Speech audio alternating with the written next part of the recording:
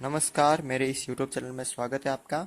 और देखिए, आज का जो हमारा चैप्टर है 6, बहुभुज। तो सबसे पहले बहुभुज क्या होता है, तो इसकी जब हम डेफिनेशन देते हैं यानी परिभाषा देते हैं, तो हम लिखते हैं कि तीन या तीन से अधिक भुजाओं से बनी बंद आकृति को क्या कहते हैं? बहुभुज कहते हैं। तीन या तीन से अधिक भुजाओं से बनी बंद आकृति को हम बहुभुज कहते हैं। या तो तीन भुजा या तीन से अधिक भुजाओं से बनी बंद आकृति को हम बहुभुज कहते हैं। देखिए, ये एक तीन भुजा वाली एक आकृति है।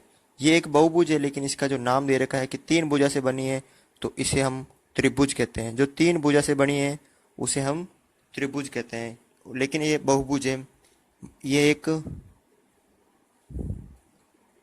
आयत है, लेकिन ये चार बहुभुज है, इसका नाम दे दिया। लेकिन ये एक जो चार भुजा से बनता है उसे हम कहते हैं चतुर्भुज कहते हैं। क्या कहते हैं उसको हम?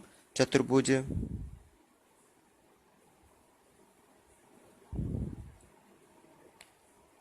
ये देखिए, एक दो तीन चार पाँच, जो पांच भुजा से बनता है उसे हम कहते हैं पंचभुज। क्या कहते हैं उसे हम? पंचभुज कहते हैं। जो छह भुजा से बनता है, ये छः, ये पाँच, ये चार और ये तीन भुजा से, जो छह भुजा से बनता है उसे हम कहते हैं षष्ठभुज कहते हैं। ये सभी क्या है? ये बहुभुज है। ठीक है।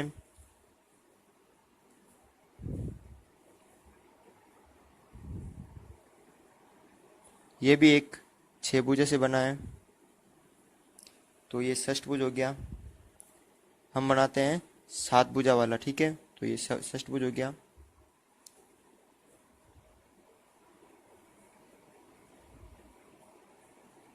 ये देखिए, एक दो तीन चार पाँच छः सात, तो ये हो गया सप्तभुज। जो सात भुजा से बनता है वो होता है सप्तभुज। और एक लास्ट देख लीजिए आप,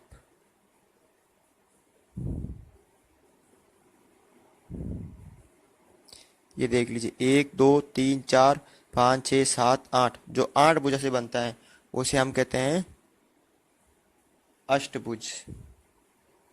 तो ये होता है बहुभुज, कि तीन या तीन से अधिक भुजाओं से बनी बंद आकृति को हम बहुभुज कहते हैं। ये सभी बहुभुज हैं। ठीक है। जो तीन भुजा से बनता है उसे हम त्रिभुज, चार भुजा से चतुर्भुज, पांच भुजा से पंचभुज, छह भुजा से षष्ठभुज, सात भुजा से सप्तभुज, और जो आठ भुजा से बनते हैं वो अष्टभुज कहलाते हैं। बहुभुज के विकर्ण, ये क्या होते हैं बहुभुज के विकर्ण? तो मैंने आपको पिछले वीडियो में बताया था कि किसी तीन या तीन से अधिक भुजाओं से बनी बंद आकृति को हम बहुभुज कहते हैं।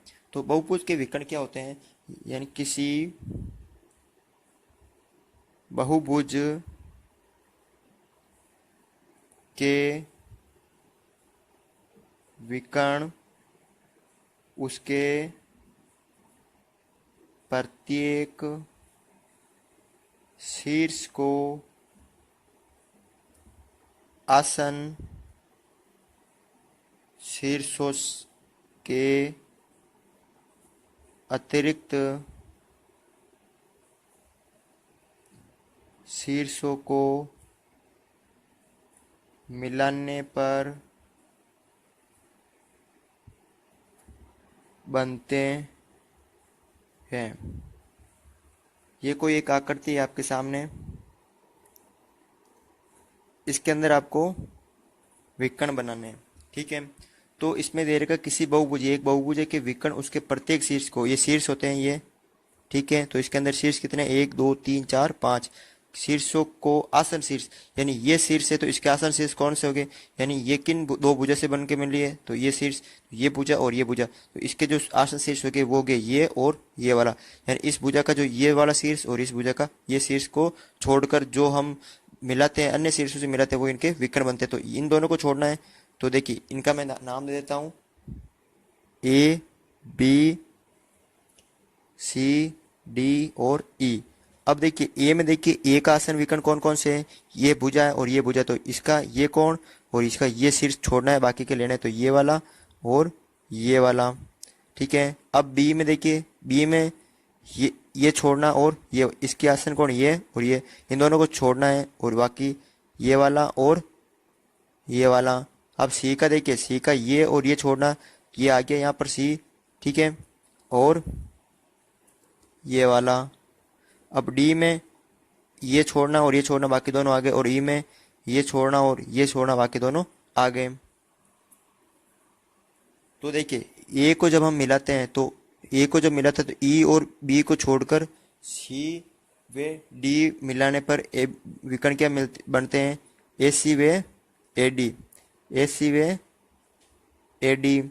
जब मैं बी को मिलाता हूं तो बी बी ई व बी डी। ठीक है, ये विकर्ण हो गया। और सी को मिलाता हूं तो सी ए आ गया विकर्ण, और सी ई, सी ए और एक सी ई विकर्ण। इनको ए डी को डी ए आ गया विकर्ण, ए डी, और डी बी आ गया, और ई को ई सी आ गया विकर्ण। और यानी कितने विकर्ण है इसके अंदर, 1 2 3 4 5 विकर्ण है इस बहुभुज के अंदर। उत्तल और अवतल बहुभुज ये क्या होते हैं, आपके सामने कुछ डायग्राम दे रखे हैं, तो मैंने इन दोनों को समझाने के लिए ये डायग्राम बनाए हैं। देखिए सबसे पहले हम इनके अंदर जो विकर्ण बनाते हैं, तो विकर्ण मैंने आपको बता दिया था पिछले वीडियो में कि ये शीर्ष है तो इसके आसन को छोड़ना है, ये और इसको छोड़ना है, तो इसके विकर्ण बनेंगे ये और ये वाला। ठीक है, इसका विकर्ण बनाता तो ये और ये छोड़ जाएगा, तो ये और ये और ये। ठीक है, इसको इसका बनाना तो ये और ये छोड़ जाएगा, तो ये और ये और ये बन रखा है। और इसको बनाना तो ये और ये छोड़ दूंगा, तो ये और ये बन रखा है। ठीक है, और सामने वाला बन रखा है। अब इसको बनाना तो ये छोड़ दूंगा, तो ये बन रखा है, ये बन रखा और ये बन रखा, और इसका ये छोड़ दूंगा, ये छोड़ दूंगा, तो ये सब बन रखे हैं। अब इसमें विकर्ण बनाते हैं हम, इसका विकर्ण ये सामने वाला और इसका विकर्ण ये सामने वाला, इसके अंदर बनाते हैं तो ये और ये। अब देखिए इसके अंदर बनाता हूँ मैं, तो इसका है तो ये छूट जाएगा ये वाला, और ये वाला छूट जाएगा, यह बनेगा नहीं। और इसका बनाना तो ये छूट जाएगा और ये नहीं, इसका बनाना तो ये छूट जाएगा, ये छूट जाएगा, और ये वाला, और इसका ये बार बन गया। ठीक है, इसमें देखिए ये बार बन गया, और इस कोने का ये छोड़ना और ये छोड़ना, तो ये बन गया और ये बन गया। इसमें से ये दोनों बन गए वापस। ठीक है, इसमें से देखिए आप ये बन गया और ये बन गया और ये बन गया। ठीक है, तो अब देखिए विकर्ण उत्तल और अवतल बहुभुज। तो सबसे पहले देते हैं हमें उत्तल की,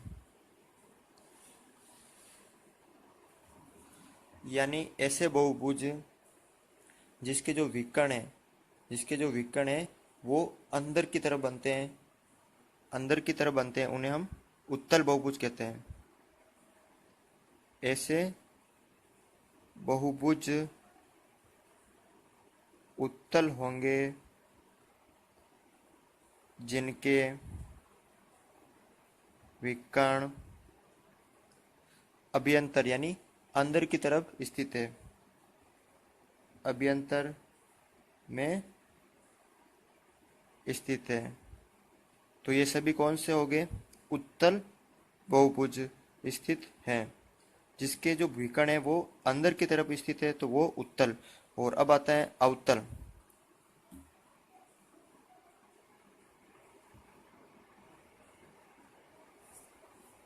यानी ऐसे बहुभुज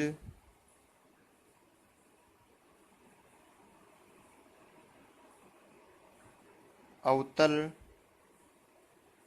हैं जिनके विकर्ण अभ्यंतर और बहिर्भाग, अभ्यंतर तथा बहिर्भाग दोनों में स्थित होते हैं, जिनके विकर्ण है वो दोनों में स्थित होते हैं, यानी बाहर भी स्थित होते हैं और अंदर भी। देखिए इसमें दोनों स्थित है, इसमें भी दोनों स्थित है और इसमें भी दोनों स्थित है। तो ऐसे जो उत्तल बहुभुज अवतल होंगे जिनके दोनों ओर विकर्ण स्थित है, बाहर और अंदर की तरफ, और जिनके सिर्फ अंदर की तरफ है वे उत्तल बहुभुज होंगे। सम और विषम बहुभुज क्या होते हैं? तो सम बहुभुज की हम परिभाषा देते हैं। सम बहुभुज, सम बहुभुज क्या होता है कि ऐसा बहुभुज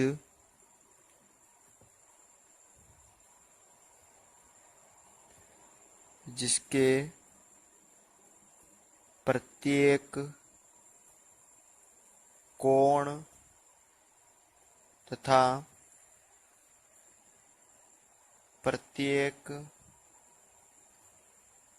भुजा बराबर माप के होते हैं, सम बहुभुज कहलाते हैं। यानी ऐसा बहुभुज जिसकी जो प्रत्येक भुजा है और प्रत्येक कोण है बराबर माप के होते हैं। जैसे मान लीजिए ये एक दो तीन चार पाँच छः भुजा से बना हुआ है एक बहुभुज है।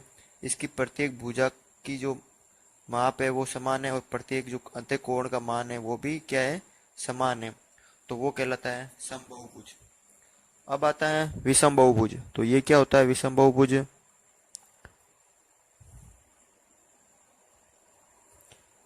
ऐसा बहुभुज जिसके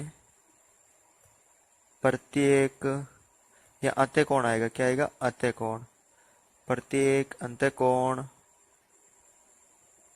तथा प्रत्येक भुजा बराबर माप के नहीं होते हैं, विषम बहुभुज कहलाते हैं। यानी ऐसे बहुभुज जिसके अंदर जो भुजा और कोण है वो सभी अलग अलग माप के हो। ये छह भुजा है सभी अलग अलग माप की, और ये सभी जो कोण है वो सभी क्या है, अलग अलग माप के, वो विषम बहुभुज। और जिसके सभी समान है भुजा और सभी कोण समान है वो समबहुभुज कहलाते हैं। बहुभुज के अंत्य कोणों का योग। कोई आपको बहुभुज दे रखा है और उस बहुभुज के जो अंत्य कोण है उन सब का योग कितना होता है। तो हम देखते हैं, ये कोई आपको बहुभुज दे रखा है, ये कोई एक बहुभुज दे रखा है, और इन सभी बहुभुजों के जो अंत्य कोणों का योग होता है उसका एक सूत्र होता है, वो आपको याद रखना है कि बहुभुज के अंत्य कोणों का योग, बहुभुज के सभी अंत्य कोणों का योग, जितने कोण है उन सब का योग कैसे ज्ञात करते हैं? तो उसका सूत्र है n-2 इंटू 180 डिग्री। ये आपको सूत्र याद रखना है, n-2 इंटू 180 डिग्री। ये सूत्र होता है। अगर आपको कोई कह दिया जाए n है यहाँ पर भुजा, क्या है यहाँ पर भुजा, ठीक है, आपको कह दिया जाए कि यहाँ 5 भुजा वाले एक बहुभुज के सभी अंत्य कोणों का योग ज्ञात कीजिए। तो 5-2, 5 भुजा ज्ञात करनी है तो 5-2, तो 3 इंटू 180। तो हम जब गुणा करेंगे तो 540 उस बहुभुज का जो अंत्य कोणों का योग हो जाएगा। जैसे एक देखिए उसने दे दिया जाए n, दे दिया आपको 5, यानी जो 5 भुजा है उसके सभी 1 2 3 4 5 भुजा वाला है, इसके सभी अंत्य कोणों का योग कितना होता है ज्ञात कीजिए। तो सूत्र में मान रखते हैं कि n के स्थान पे 5-2 इंटू 180 डिग्री, ठीक है, 5-2 ये 3 हो गया इंटू 180 डिग्री, 54 यानी 540 डिग्री। यानी इन सभी का योग कितना होता है, 540 डिग्री होता है, ठीक है। अब यह तो हो गया सभी की बात कर रही है। अब एक आता है यहाँ पर सूत्र आता है कि एक समबहुभुज है, एक समबहुभुज के प्रत्येक अंत्यकोण का मान, ठीक है। एक कोई आपको समबहुभुज दे रखा है और उसके प्रत्येक अंत्यकोण का आपको मान ज्ञात करना है। ये समबहुभुज यानी प्रत्येक भुजा भी समान है और प्रत्येक कोण भी क्या है, समान है, ठीक है। तो पहले आपको इस सब का योग होना चाहिए। योग के लिए ये सूत्र होगा n-2 इंटू 180 डिग्री। अब आपको एक ज्ञात करना है, यानी पूरी टोटल का आ गया और आपको एक ज्ञात करना है, क्योंकि सभी की जो कोण है वो समान आपके हैं। तो हम जितनी भुजा होगी उसका हम भाग दे देंगे, यानी n का हम भाग दे देंगे, तो वो उस एक कोण का मान आ जाएगा। मान लीजिए 6 भुजा वाला है, एक समबहुभुज है। पहले इस सब का योग ज्ञात करते हैं कि भाई सबका योग कितना होता है। तो हमें पता है कि 6-2 इंटू 180 डिग्री, ठीक है। 6-4 इंटू 180 डिग्री, ठीक है। तो ये हो गया 720 डिग्री, यानी इन सभी के अंत्यकोणों का योग कितना हो गया, 720 डिग्री। हमें पता है कि इन समबहुभुज है तो इसके प्रत्येक कोण क्या है, समान है। तो इसके अंदर कितने कोण है, 1 2 3 4 5 6। जितनी भुजा होगी उतने ही कोण होंगे। तो भुजा कितनी थी, 6 भुजा थी, यानी n कितना था यहाँ पर 6। जितने जो भुजा है उतने ही कोण होंगे। तो 6 भुजा तो 6 कोण होंगे। तो इसके अंदर हम 6 का भाग दे देंगे। तो 6 का भाग दिया तो 6 कम 6, फिर 1 6 दूनी 12, यानी एक कोण प्रत्येक कोण कितने डिग्री का हो गया, 120 डिग्री का हो गया। यानी इसके जो 6 कोण है वो 120 डिग्री के हो गए। तो इस तरह हम सभी अंत्यकोणों का योग ज्ञात कर सकते हैं ये सूत्र लगाकर। n-2 into 180 degree. अगर आपको प्रत्येक का बोल दिया जाए तो ये ज्ञात करना n-2 इंटू 180 डिग्री बटा n। बहुभुज के बाह्य कोणों के मापों का योग, ये क्या होता है कि कोई बहुभुज है उसके जो बाह्य कोण है उसको जो योग होता है वो क्या होता है। चाहे एक बहुभुज है, ये मैंने इसको एक क्रम में बढ़ाने पर, देखिए इसको ऐसे बढ़ाऊंगा, फिर ये इसको आगे ऐसे बढ़ा दे ये कोण, फिर इसको आगे मैं ऐसे बढ़ाऊंगा तो ये वाला कोण, फिर इसको आगे ऐसे बढ़ाऊंगा तो ये वाला कोण, इसको आगे से बढ़ाऊंगा ये वाला कोण, और इसको आगे ये ऐसे बढ़ाऊंगा ये वाला और ये वाला कोण, ठीक है। कितने कोण बन गए, 1 2 3 4 5 6 कोण बन गए। तो इन सभी के जो योग होता है कि बहुभुज के सभी बाह्य कोणों का जो योग होता है वो 360 डिग्री होता है, सदैव 360 डिग्री होता है। चाहे वो कितनी भी भुजा वाला हो, 6 भुजा वाला, 3 भुजा वाला, 8 भुजा वाला, उन सभी का योग कितना होगा। बाएं कोणों का अगर बात हो जाए तो 360। अगर आपको पूछा जाए कि सम बहुभुज, एक सम बहुभुज है और उसके समबहुभुज के प्रत्येक बाएं कोण का मान अगर आपको पूछा जाए तो हमें पता कि सभी का होता है 360, और प्रत्येक का पूछा जाए जितने कोण होंगे उतनी ही भुजा होगी। तो 360 डिग्री बटा n, ये होगा प्रत्येक बाएं कोण का मान, ठीक है। ये होता है इसका, और ये होता है पूरे का, यानी पूरे कोणों का योग होगा 360, और अगर एक का पूछ लिया जाए तो 360 बटा n होगा।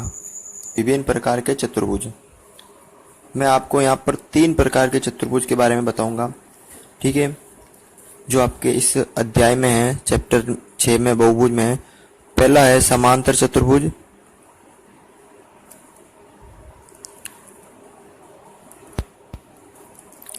उसके बाद दूसरा है समचतुर्भुज, और तीसरा है समलंब चतुर्भुज।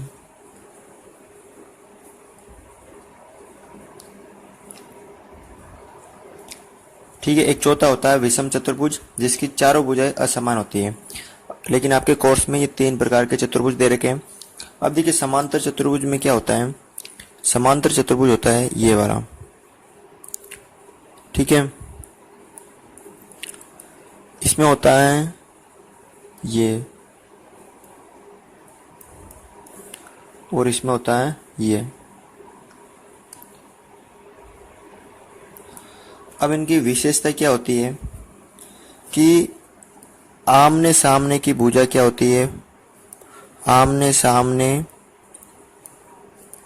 की भुजा समान होती है, और आमने सामने की भुजा भी समांतर होती है। आमने सामने की भुजा क्या होती है, समांतर, समान होती है और समांतर होती है। उसके बाद जो ये विकर्ण है, जब ये एक दूसरे को प्रतिच्छेद करेंगे यानी एक दूसरे को काटेंगे तो बराबर ये जो है बराबर दो भागों में विभाजित होंगे। ये विकर्ण बराबर दो भागों में और ये विकर्ण बराबर दो भागों में। जो विकर्ण है वो दो समान भागों में विभाजित होते हैं, समान भागों